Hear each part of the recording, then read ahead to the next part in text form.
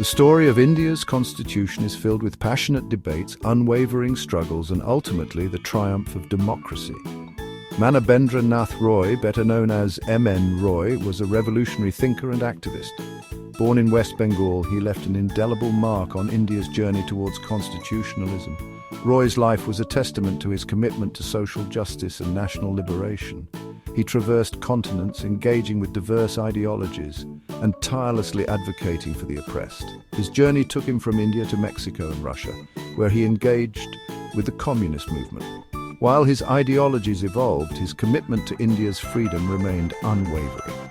He envisioned an India free from colonial rule, with democracy, social justice, and economic equality enshrined in its constitution. His belief in the power of the people shaped his vision for India's future. M.N. Roy's contributions to India's freedom struggle transcended geographical boundaries. He was a true internationalist, his revolutionary spirit finding expression globally.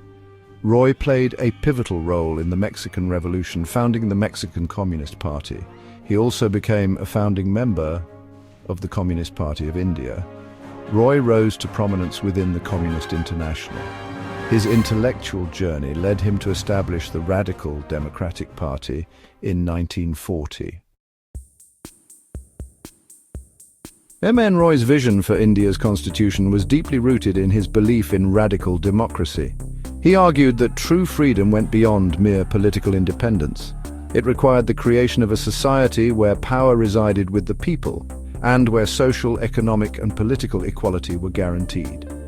His seminal work, India in Transition, published in 1922, provided a scathing critique of colonialism while outlining his vision for a free India.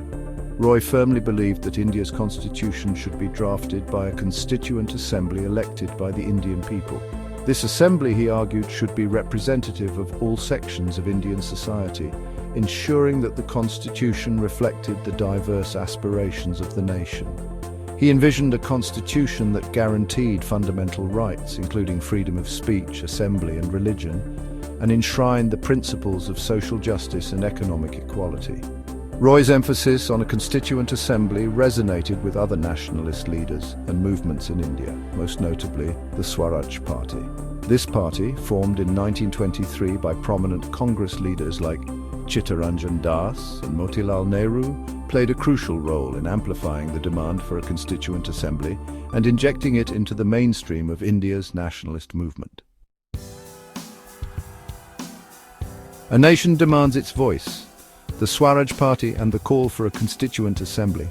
The demand for a constituent assembly, a body solely entrusted with the task of framing India's constitution, gained significant momentum in the 1920s.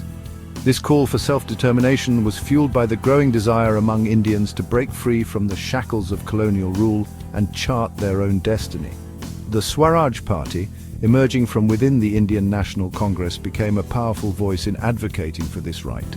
Led by charismatic leaders like Chittaranjan Das, known for his fiery oratory, and Motilal Nehru, a respected lawyer and politician, the Swaraj Party recognized the need for a more proactive approach in India's struggle for freedom.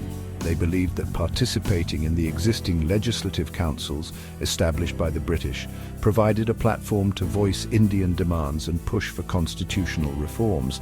Their primary objective was to pressure the British government to grant India dominion status within the British Empire. Central to this demand was the creation of a constituent assembly. This assembly, they argued, would be composed of elected representatives of the Indian people and would have the sole authority to draft a constitution for India.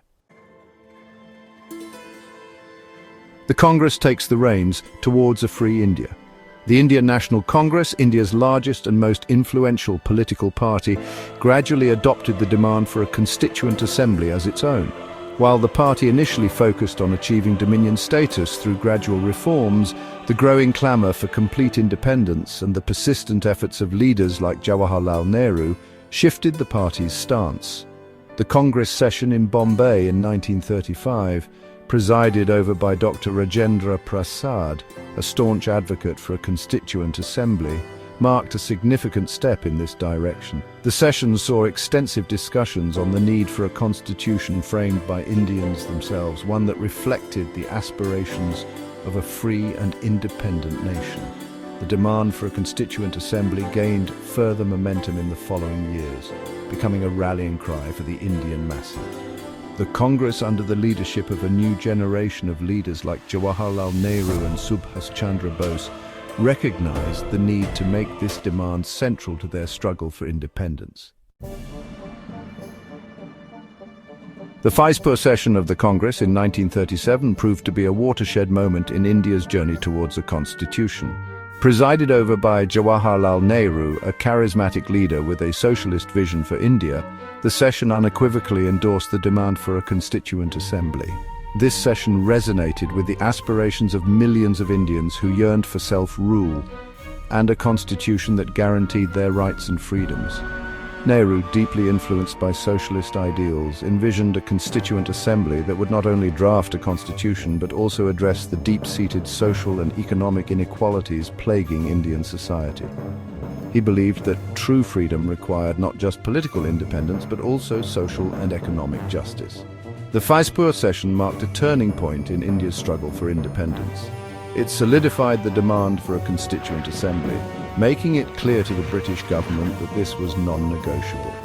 The session also highlighted the growing influence of socialist ideals within the Congress, with leaders like Nehru advocating for a constitution that went beyond political rights to address the needs of the common man. The seeds of self-rule. The British conceded to the demand for a constituent assembly. Persistent demands by the Indian National Congress and World War II's impact forced the British to reconsider India's future. In August 1940, the British announced the August Offer, accepting the demand for a constituent assembly in principle. This marked a significant victory for the Indian nationalist movement. It acknowledged Indians' right to frame their own constitution. Though met with skepticism, it sowed the seeds for a constituent assembly. The journey was long and arduous, marked by tireless efforts. The British concession paved the way for the Constituent Assembly. Don't forget to subscribe the channel. Stay tuned.